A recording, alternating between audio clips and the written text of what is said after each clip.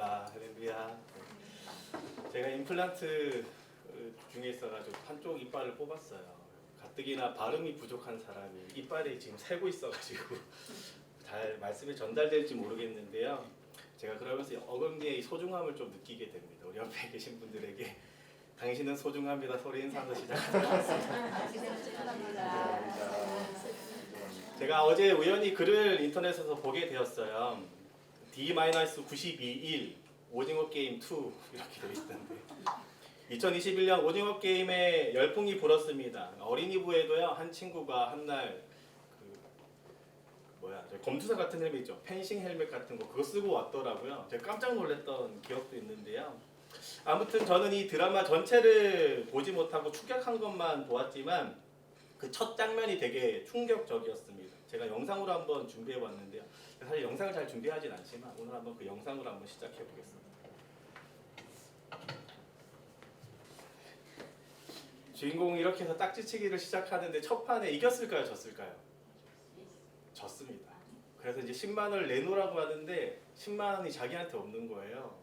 당황하니까 따기를 한 대 맞으면 다시 시작할 수 있다고. 따기를 맞고 또 하고 계속 따기를 맞아서 나중에 여기가 빨개지거든요. 그리고 마지막에 한번 이겨서 이제 10만 원을 따게 됩니다. 아마도 이 주인공은 자기가 딱지치기에 동참하게 된 이유가 계산을 한 이유일 겁니다. 확률은 50%였고 내가 처음에 성공할 수 있고 이길 수 있다고 계산했을 거예요. 그리고 졌음에도 불구하고 계속해서 동참했던 것은 10만 원의 가치보다 따기를 한 대 맞는 게 훨씬 더 나에게 이득이라고 생각했던 거겠죠. 그런데 현실은 무수한 실패로 예측치 못했던 따기를 수없이 맞고 결국에 그 부은 얼굴과 함께 10만 원 하나 건져가는 게 전부였고요. 그리고 오징어 게임 전체를 보아도 이 거대한 400억이 넘는 이 상금을 따는 것과 목숨이라는 가치를 서로 비교했을 때 400억이 넘는 가치가 나의 생명보다 귀하다고 여기는 잘못된 판단으로 해서 많은 사람이 죽고 결국 제가 이 스포하는 걸 수도 있겠는데 한 명만 살아남게 되죠. 그런 이야기가 이제 오징어 게임 첫 번째 이야기입니다. 사랑하는 성도 여러분, 우리는 때론 어떠한 일을 앞두고 내가 과연 할 수 있을까 하는 생각이 바로 드는 것처럼 어떤 일에서든지 계산이 바로 앞서게 됩니다. 해볼 만한 게임인가 아닌가 비용을 계산하게 되는 것이죠. 때론 봉사의 자리를 가지고도 이런 계산을 하게 됩니다. 내가 감당할 수 있는 것인가? 그리고 우리는 이런 계산 비용의 결과로 모든 행동의 방향을 결정하게 되어요. 불가능하다 여기면 시작도 하지 않는 것이고 가능하다 여기면 시작하는 것이죠. 인생의 선택에 앞서서 우리는 분명히 비용 계산을 하게 됩니다. 이것은 속물이어서도 아니고요. 추잡한 일도 아닙니다.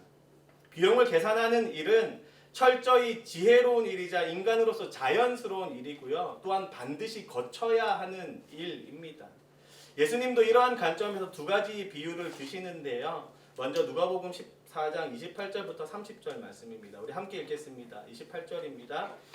너희 중에 누가 망대를 세우고자 할진대 자기의 가진 것이 준공하기까지의 족할지는 먼저 앉아 그 비용을 계산하지 아니하겠느냐.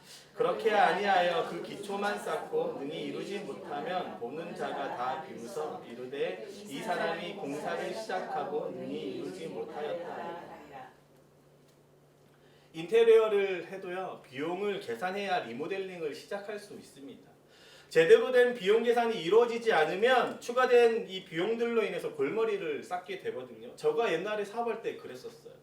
배보다 배꼽이 커지는 경우가 분명히 있습니다. 그리고 우리가 주변에 지나가시면서 많은 보는 그 공사하다 만 건물들 보면요, 이런 비용 계산이 다 제대로 안 된 결과물들이에요.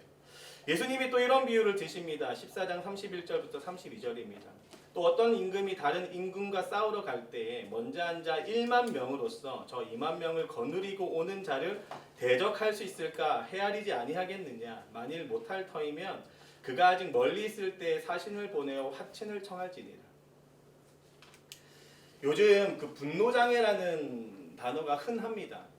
어떤 일에든 분노를 일으키는 모습을 가지고 흔히들 분노장애라고 이야기하거든요. 그런데 어떤 이는 이 분노장애를 가지고 자기의 모습을 합법화하고 합리화하는 사람들이 있습니다. 내가 분노장애가 있어서 감정이 잘 제어가 안 된다. 우리 아이가 분노장애가 있어서 이런 폭력성을 띠고 있다라는 것들이에요. 그런데 이 전문가의 말을 빌리면요, 진짜 분노장애는 어떤 상황 속에서도 분노를 일으킨다고 합니다. 마치 분노장애가 있는 사람은요, 자동차 운전 중에도 시비가 만약에 붙었을 때 창문을 내려서 그냥 손가락질만 하고 입으로만 싸우는 것이 아니라 내려서도 분노를 표출하는데, 어떤 사람이 막 손가락질하고 막 그 싸움이 번져서 차에 딱 내렸는데 상대방의 덩치를 보고 그 화가 줄어든다면 그것은 분노장애가 아니라는 전문가의 이야기가 있어요. 그것은 분노장애가 아니라 그냥 성격이 이상한 거예요. 분노장애는 상황과 상대와 상관없이 분노하는 것이라고 전문가가 분명히 이야기하는 것처럼, 어쩌면 분노장애는요, 이 제대로 된 비용 계산을 하는 이성이 마비되어 있는 건지도 모릅니다. 정말 분노장애가 있는 것이 아니라면 예수님께서 비유로 말씀하신 것처럼 비용 계산을 통해 상대방과의 관계를 정리해야 해요. 내가 1만 명을 가진 군사를 1만 명 가지고 있는데 적이 2만 명 가지고 있다면 당연히 수그리고 들어가야 되는 것이 우리의 이성인 거죠. 그렇다면 우리가 걷는 제자의 길은 어떠할까요? 우리의 계산에는 과연 해볼만하다 생각이 드십니까? 저는 오늘 본문을 마주하면서 제자의 길에 대한 비용 계산은 정말로 끔찍한 계산이라는 것을 깨닫게 됩니다. 한번 잘 보세요. 누가복음 14장 26절입니다. 물은 내게 오는 자가 자기 부모와 처자와 형제와 자매와 더욱이 자기 목숨까지 미워하지 아니하면 능히 내 제자가 되지 못하고. 27절입니다. 누구든지 자기 십자가를 지고 나를 따르지 않는 자도 능히 내 제자가 되지 못하리라. 섬뜩합니다. 제자가 되지 못한대요. 33절입니다. 이와 같이 너희 중에 누구든지 자기의 모든 소유를 버리지 아니하면 능히 내 제자가 되지 못하리라. 자기의 모든 소유를 버리고 자기 목숨까지 미워하는 길, 자기의 십자가를 지고 걷는 길, 한마디로 모든 것을 내어주어야만 제자가 된다는 이 길에 대한 우리 성도님들의 비용 계산은 어떻게 결과를 내시고 계십니까? 죄송해요. 시리도 어떤 답을 내야 될지 모르겠어요. 제가 만약 이 목사의 길에 대한 비용 계산이 제대로 되었다면 저는 이 길을 선택하지 않을 수도 있겠다 생각이 들 때가 있습니다. 현아, 그 길이 얼마나 힘든 줄 아니? 라는 엄마의 말을 제가 곱씹고 또 곱씹고 그 말을 전적으로 수용했다면 순종에 대한 그 기쁨의 값 말고 순종에 대한 철저한 희생의 값을 제가 먼저 생각해 봤다면 더 고민해 볼 길이 아니었을까 싶어요. 저희 첫째 아들 이준이가 한날은 나도 아빠처럼 목사가 되고 싶어 라고 한 이 말이 너무나 섬뜩하다. 아찔했어요. 기쁨과 행복으로 제가 화답하지 못하고 마치 제가 신학을 하고 싶다고 엄마에게 표현했을 때 저희 어머니가 보여줬던 그 표정으로 저희 아들을 보던 제가 생각이 납니다. 사랑하는 믿음의 동력자 여러분, 어떤 일에 대한 깊은 고민, 비용을 계산하는 일은 분명히 중요합니다. 벌어지는 일에 대한 대처도 또 감정에 대한 소비도 모두 유연해질 수도 있어요. 예를 들면 이런 겁니다. 어려움도 예측을 만약 했다면 그 비용 안에 그 어려움도 포함되어 있다면 그 어려움을 대할 때 우리는 여유가 생겨요. 우리는 때론 제대로 된 비용 계산 없이 시작한 일이기 때문에 끔찍한 상황을 맞이합니다. 예측하지 못했던 상황이 벌어지고 받아들일 수 없는 일들을 경험하게 되는 것이죠. 적어도 자기가 선택하는 일에 대한 막중한 책임을 경험하게 되는 겁니다. 육아라는 것이 그런 거잖아요. 한 영혼을 양육하는 것도 그런 겁니다. 봉사의 직무를 대하는 것도 그런 거예요. 어쩌면 우리가 제대로 된 비용 계산을 해보지도 못하고 시작했기 때문에 어려움이 더 큰 어려움으로 지금 와닿고 있는 것이죠. 내 예측치를 한참 벗어난 일이기 때문에 당황스럽고 그런 거예요. 마치 우리의 결혼 생활처럼. 제가 오늘 남자 성도분이 올 거라 생각을 못하고 이렇게 제가 적었는데 그대로 제가 워딩을 하면 이렇게 내 남편이 이럴 줄 알았다면 어떤 희생을 치를 줄 알았다면 반지를 끼셨겠습니까? 제가 이렇게 뭐 여쭤보고 싶었는데 제가 차마 묻지 않았으시나. 그러나 제자의 길에 대한 비용 계산은 철저합니다. 기준도 명확하고 분명해요. 우리가 예측하지 못하는 범위가 아니라 오늘의 본문은 분명하게 예측할 수 있게 이야기해요. 그렇기 때문에 우리의 계산은 틀릴 수가 없습니다. 목숨까지 내어줘야 하는 이 계산이 명확해야 하는 것이죠. 만약 예수님이 제시하는 이 제자의 길 출발선에서 이 비용 계산을 정확히 맞췄다면 우리는 갈 수 있다고 여기시겠습니까? 완전한 자기 부정과 자기 희생을 해야만 제자가 될 수 있다는 예수님의 음성을 들었을 때 이 제자도를 위해서 선뜻 걸을 수 있겠냔 말입니다. 반대로 우리는 어떻든 지금 이 어려운 길 속에 놓여 있습니다. 완성할 수 없다고 결론 지을 수밖에 없는 너무나 어려운 이 제자의 길을 우리가 지금 걷고 또 걷고자 하는 이유가 어디서 나오고 있을까요? 그리고 여전히 힘들다 계산되어지는 이 제자의 길을 우리는 어떻게 하면 끝까지 걸어갈 수 있을까요? 오늘의 본문을 함께 살펴보면서 오늘도 우리에게 맡겨진 이 자기 부인의 길, 자기 십자가를 지는 이 길을 내 모든 소유를 다 내어버리고서라도 끝까지 걸어가고자 하는 소망이 부어지기 예수님의 이름으로 축복합니다. 오늘의 본문을 좀 돌아보면 25절 이렇게 이야기합니다. 25절입니다. 수많은 무리가 함께 갈새 예수께서 돌이키사 이르시되. 누가는 의도적으로 수많은 무리가 함께 가는 중에 예수님께서 의도적으로 뒤를 돌아서서 그 수많은 무리를 바라보며 오늘의 본문을 말씀하셨다고 이야기하고 있습니다. 아무 비용도 아무 계산도 되지 않은 채 그냥저냥 좋아 보이는 이 제자의 길, 어쩌면 자신의 손해가 되는 영역은 생각해 보지도 않고 자기의 이익만 붙들고 마냥저냥 따라오고 있는 이 수많은 무리를 보고 지금 예수님이 오늘의 말씀을 선포하고 있다는 거예요. 무슨 의도였을까요? 저는 이쯤에서 누가복음 9장 말씀이 떠올랐습니다. 한번 잘 들어보세요. 누가복음 9장 57절부터 62절 말씀입니다. 57절입니다. 길 가실새 어떤 사람이 여짜오되 어디로 가든지 나는 따르리이다. 예수께서 이르시되 여우도 굴이 있고 공중에서도 집이 있으되 인자는 머리 둘 곳이 없도다 하시고 또 다른 사람에게 나를 따르라 하시니 그가 이르되 나로 먼저 가서 내 아버지를 장사하게 허락하옵소서. 이르시되 죽은 자들로 자기의 죽은 자들을 장사하게 하고 너는 가서 하나님의 나라를 전파하라 하시고 또 다른 사람이 이르되 주여 내가 주를 따르겠나이다마는 나로 먼저 내 가족을 작별하게 허락하소서. 예수께서 이르시되 손에 쟁기를 잡고 뒤를 돌아보는 자는 하나님의 나라에 합당하지 아니하리라 하시니라. 오늘의 본문과 비슷한 말씀을 예수님이 이미 말씀하셨습니다. 모두 버리고 따라라. 희생과 헌신의 값을 계산을 하고 나를 따르라 이야기하시는 겁니다. 그런데 예수님께서 이렇게 말씀하시는 진짜 의도가 무엇일까요? 나를 따르는 길, 이런 길인데 너 진짜로 이 길 따라올래? 하시는 말씀에 아마도 많은 사람은 일찌감치 포기하고 뒤로 돌아섰을 겁니다. 그러나 그 수많은 군중들 중에서 더러웠던 사람들은 이렇게 생각했을 거예요.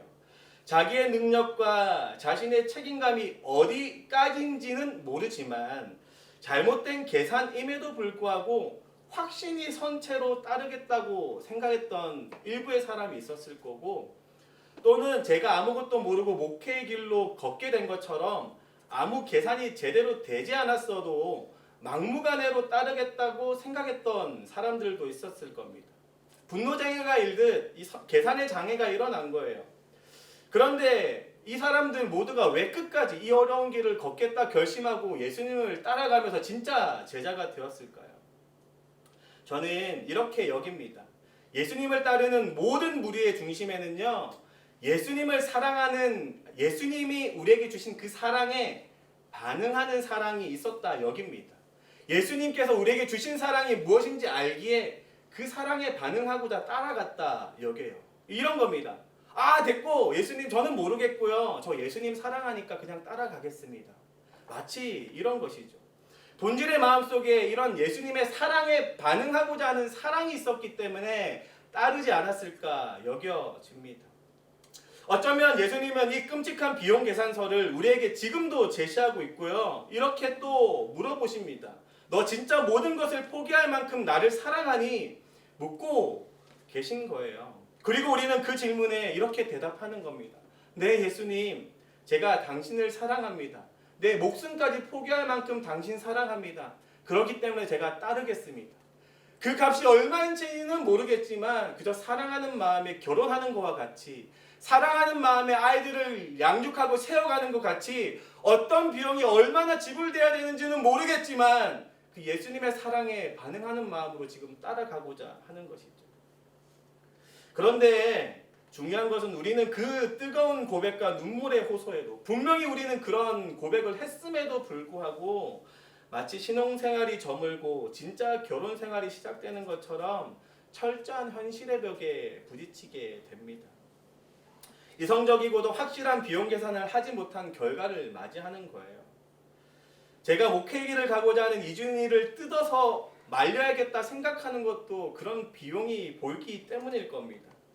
그렇다면 우리가 이 그리스도의 사랑에 반응해서 우리가 걷고자 했던 이 제자의 길을, 이 제자의 도를 어떻게 끝까지 걸어갈 수 있겠습니까? 제자의 길에서 체크해야 할 첫 번째 사항, 이 체크리스트처럼 제가 두 가지 정도를 살펴보고자 하는데요. 꼭 체크해야 하는 첫 번째는 이런 겁니다. 예수님께서 내게 하신 일을 생각해 보는 거예요. 우리는 통상 전지전능한 하나님이라는 표현을 많이 사용하고 많이 인용합니다. 전능이라는 것, 전지하신다는 것, 그 뜻을 제대로 이해하지 못하고 사용할 때도 분명히 있을 텐데요. 그런데 아무튼 이 전지전능한 하나님을 우리의 삶에 제대로 적용하는 것은 우리의 이해만큼이나 제대로 되지 않을 때가 참 많습니다. 전능, 말 그대로 다 할 수 있는 분. 전지, 말 그대로 다 알고 보셨고 다 알고 계신다라는 뜻입니다. 그렇다면 예수님은 과연 우리가 하지 못한다는 것, 이 길을 우리가 우리의 능력으로 걸을 수 없다는 것을 마치 분노장애가 있는 사람처럼, 사람이 큰 덩치를 만났을 때 보이는 행동처럼 막상 입으로 떠든 만큼 해내지 못할 것이라는 것을 예수님은 몰랐을까라는 것입니다. 전지하시는 하나님에 대해서 이렇게 이해하시는 분들이 계세요. 내가 믿을 것을 알고 나를 선택해 주셨어. 결국 내가 해낼 것을 알고 부르셨어. 이 말은요, 신학적으로 완전히 틀린 말입니다. 또 복음적으로도 완전히 틀린 말이에요. 오히려 이게 정상입니다. 내가 믿지 못할 것을 알면서도 선택하셨어. 내가 결국에 실패할 것을 알면서도 부르셨어가 맞는 거예요.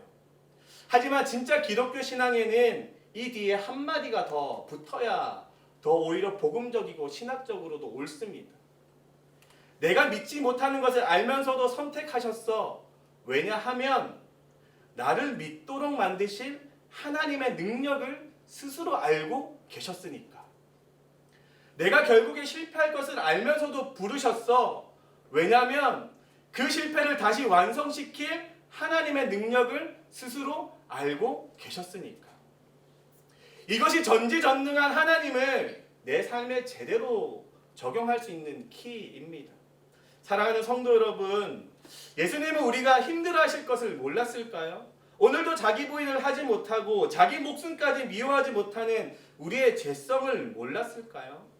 여전히 내 소유를 다 포기하지 못하는 내 근원적 마음을 이해하지 못하셨겠냐는 뜻입니다. 오히려 진짜 철저하게 비용 계산을 하신 분이 예수님이세요.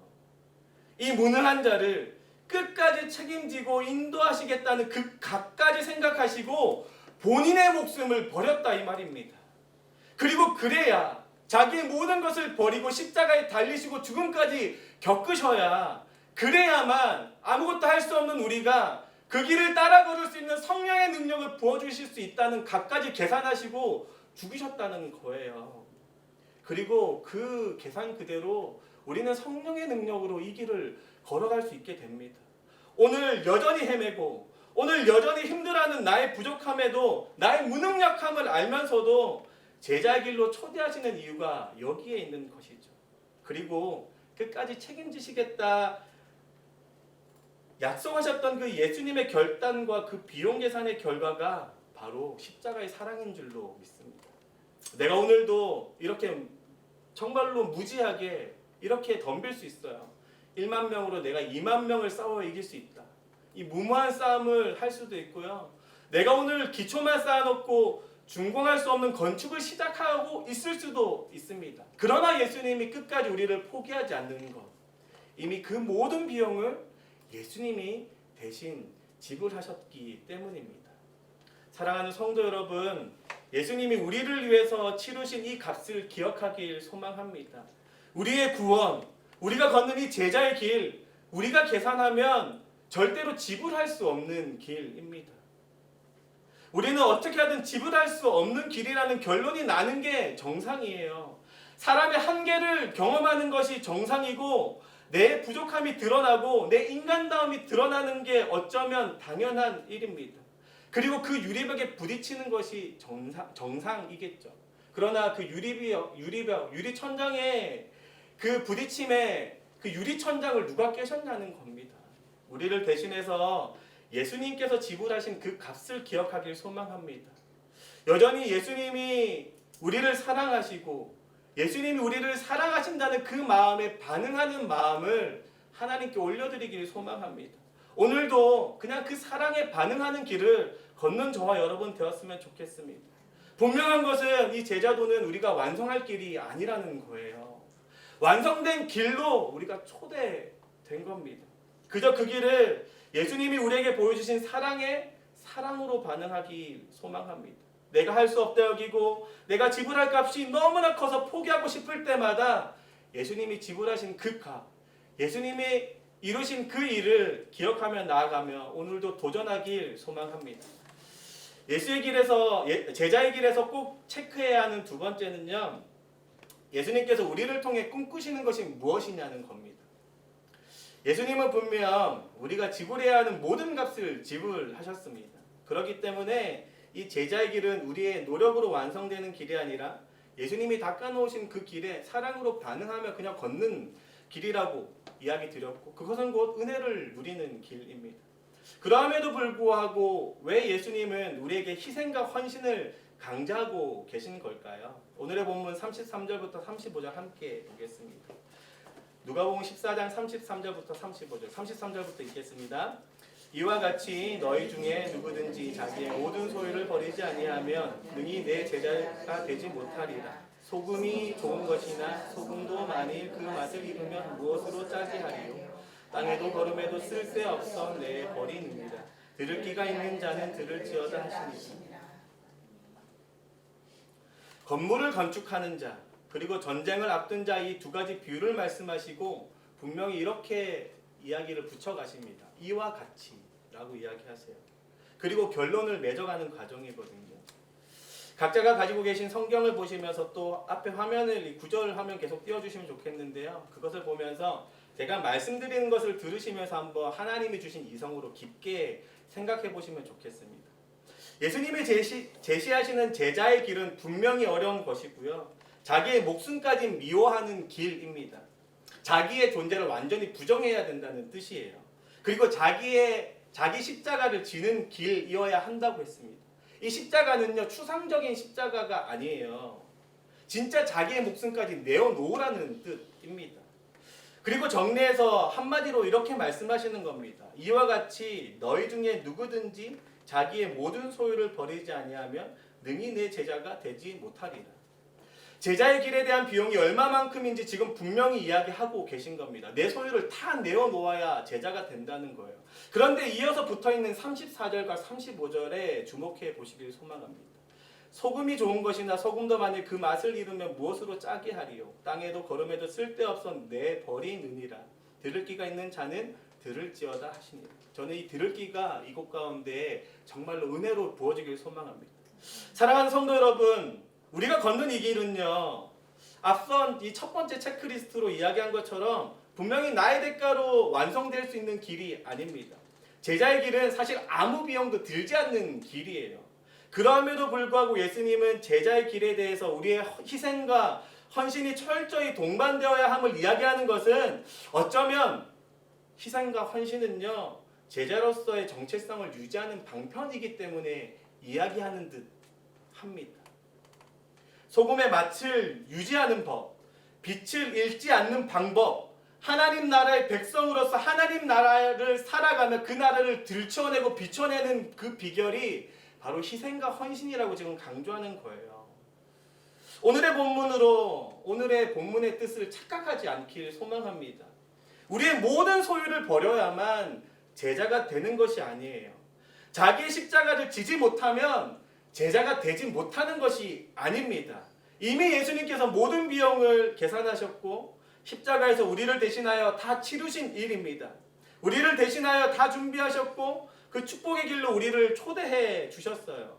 하지만 이 길을 따라 걸을 때 우리는 우리의 정체성을 유지할 필요가 있는 거예요. 우리의 정체성을 나타낼 필요가 있는 겁니다. 이미 모든 것을 값을 치르신 예수님의 모습을 우리도 담게 표현해야 하나님이 꿈꾸셨던, 예수님의 꿈꾸셨던 그 하나님 나라가 우리를 통해 드러나는 겁니다. 사랑하는 성도 여러분, 세상과 다른 길을 걷는 게 제자입니다. 세상과 다른 모습으로 살아가는 것이 하나님 나라의 삶이에요. 제가 그렇게 가난할 때 편의점을 지나가는데 달콤한 것을 입에 넣고 싶은 거예요. 들어갔어요. 제일 싼 달콤한 게 얼마인 걸 봤더니 멘토스가 500원 하더라고요. 그때 당시. 약 10년 전 이야기. 제가 그것을 사 먹을 수 있잖아요. 그죠? 근데 제가 사 먹었을까요? 못 사 먹었을까요? 그때 당시에 제가 못 사 먹고 뒤로 돌아왔던 기억이 납니다. 왜냐하면 제가 그날 하루의 용돈이 500원이었기 때문에 제가 아메리카노를 먹으려면 그때 당시에 맥도날드 가서 1,000원짜리 이틀을 제가 용돈을 모아야 아메리카노 한 잔을 먹을 그 궁핍함에 살고 있었습니다. 그런데 제가 그런 멘토스 하나 못 먹는 게 너무나 안타깝고 너무나 힘들지 않았습니다. 왜냐하면 제 모든 것을 희생해서 하나님께 올려드리는 헌금이 너무나 중요했기 때문입니다. 그 감사함에 반응하는 제 사랑이 너무나 값졌기 때문이에요. 극동방송을 보면서 그 가난함 속에서도 나를 이 귀한 사역을 위해서 동참하시는 분들에서 나도 같이 도와야겠다. 제가 매달 3만 원을 후원했어요. 더 나아가서 선교지에 교회를 짓는데 제 모든 3분의 1의 재산을 쏟을 만큼 기껏해야 80만 원밖에 안 됩니다. 그 작은 돈이지만 제가 그렇게까지 헌신할 수 있었던 건 어쩌면 나를 구원하신 그 예수님의 사랑이 무엇인지 알았기 때문에 기쁨으로 동참했고, 그리고 이 희생과 헌신의 길, 오래 참음과 그 모든 성령의 열매가 맺게 된 것은 예수님의 사랑을 내가 기억하면서 반응했던 그 흔적이 생각이 나요. 사랑하는 성도 여러분, 사랑이라는 것은요, 부모로서 아이를 위해 헌신하든 모든 일에 대해서 철저히 내 모든 것을 내려놓듯 내 모든 소유를 완전하게 버려야 하는 일입니다. 또한 사랑 안에서 온전한 관계를 맺는다는 것은 자기중심적인 이 죄성을 미워하고 자기중심성으로 인해서 너무나 이기적인 자기 모습을 철저히 미워해야만 가능한 일이에요. 그리고 그 사랑 안에서 행하는 모든 일들은 결국 자기를 십자가에 못 박는 것처럼 내 생명까지 다 내어놓아야 가능한 일입니다. 그리고 이 모든 헌신과 희생이, 이 모든 행동들이 예수님이 나에게 주신 사랑에 반응하는 사랑으로 보이면서 이렇게 경험되어질 겁니다.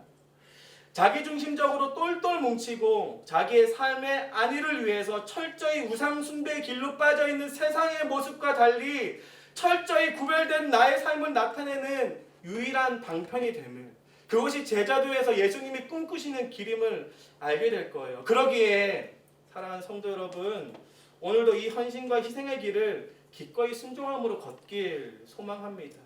그것이 예수님이 말씀하신 대로 소금이 소금의 맛을 잃지 않는 비결이고 소금이 쓸데있는 곳에 쓰이는 일이에요. 사랑하는 믿음의 동력자 여러분, 제자로서의 정체성을 유지하길 소망합니다. 희생과 헌신, 자기 부인의 길이 너무나 어려워도 끝까지 포기하지 않길 소망합니다. 그것이 하나님 나라를 세상에 비추는 유일한 방편이에요.